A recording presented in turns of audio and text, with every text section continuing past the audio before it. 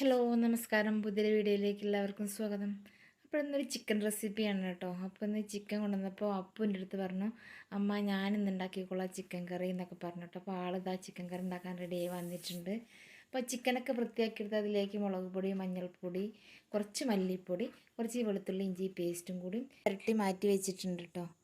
ഇടത്തരം സവാള ചെറുതായി അരിഞ്ഞ് വെച്ചത്, 2-3 പച്ചമുളക് ചെറുതായി അരിഞ്ഞ് വെച്ചത്, ചെറിയൊരു കഷ്ണം ഇഞ്ചി, കുറച്ച് വെളുത്തുള്ളി ചെറുതായി അരിഞ്ഞ് വെച്ചിട്ടുണ്ട് കേട്ടോ. പിന്നെ ചെറിയൊരു തക്കാളിയും കൂടി എടുത്ത് നന്നായിട്ട് അരിഞ്ഞ് വെച്ചിട്ടുണ്ട്.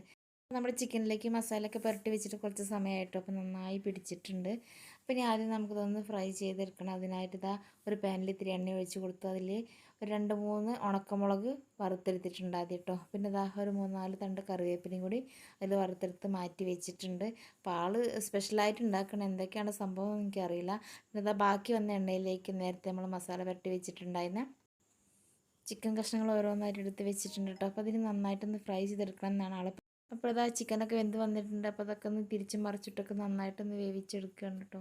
പിന്നെ ഇത് എന്തൊക്കെയാണ് ചെയ്യാൻ പോകണമെന്ന് ചോദിച്ചപ്പോൾ പറയുകയാണ്, ഞാനിങ്ങനെ ചെയ്യുന്നത് അമ്മ കണ്ടുകൊണ്ടിരുന്നാൽ മതി എന്നൊക്കെ പറഞ്ഞു. അപ്പോൾ ആൾ സൂപ്പറാക്കി തരാമെന്നൊക്കെ പറഞ്ഞിട്ടുണ്ട്. നമുക്ക് നോക്കാം കേട്ടോ എന്താവും എന്നുള്ളത്. അപ്പോൾ ആ ചിക്കൻ കഷ്ണങ്ങളൊക്കെ വറുത്ത് കോരി മാറ്റി വെച്ചിട്ടുണ്ട്. അപ്പോൾ ആ എണ്ണയിലേക്ക് തന്നെയാണ് കേട്ടോ ബാക്കിയുള്ള കാര്യങ്ങളൊക്കെ ചേർത്ത് കൊടുക്കുന്നത്. ഇപ്പം എന്താ ഞാൻ നേരത്തെ പറഞ്ഞല്ലോ, അത് ആദ്യം ആൾ ചേർക്കുന്നത് എന്താ വെച്ചാൽ വെളുത്തുള്ളി അരിഞ്ഞ് വെച്ചിട്ടുള്ളതാണ് കേട്ടോ. അപ്പോൾ ചെറുതായിട്ടൊന്ന് മൂത്ത് വന്നപ്പോഴത്തേക്ക് നമുക്കതിലേക്ക് പിന്നെ സവാളയാണ് ആൾ ചേർത്ത് കൊടുക്കുന്നത്. പിന്നെ ബാക്കിയുള്ള കാര്യങ്ങളൊക്കെ ഒന്നിച്ച് അങ്ങോട്ട് ചേർത്ത് കൊടുത്തിട്ടുണ്ട് കേട്ടോ. അപ്പോൾ ഇനി ഇത് എന്താവും എന്നുള്ളത് നമുക്കൊന്ന് കണ്ടറിയാം. പിന്നെ ഇത് നന്നായിട്ടൊന്ന് വഴറ്റിയെടുക്കണം എന്നാണ് പറഞ്ഞിട്ടുള്ളത്. അപ്പോൾ വഴറ്റിക്കൊണ്ടിരിക്കുകയാണ്. അപ്പോൾ ആദ്യമേ പാചകത്തിലൊക്കെ ഇത്തിരി താല്പര്യമുള്ള ആളാണ് കേട്ടോ.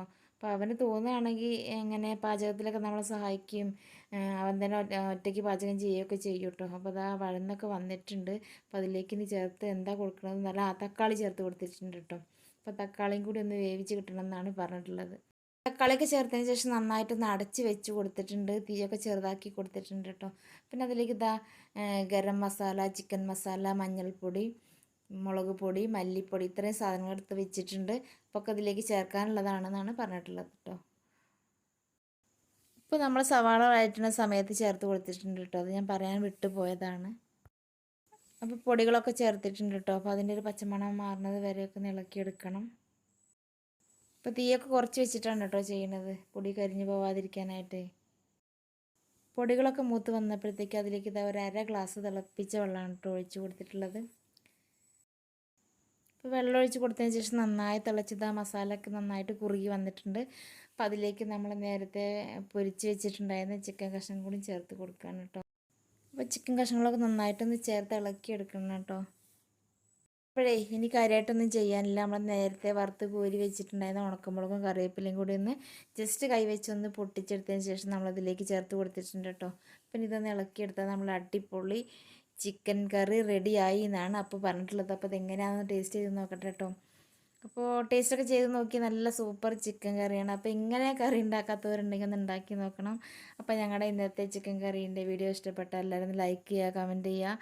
പിന്നെ സബ്സ്ക്രൈബ് ചെയ്ത് കൂട്ടാവാത്ത കൂട്ടുകാരുണ്ടെങ്കിൽ ഒന്ന് സബ്സ്ക്രൈബ് ചെയ്ത് സപ്പോർട്ട് ചെയ്യട്ടോ. അപ്പോൾ മറ്റൊരു വീഡിയോയിൽ കാണാം.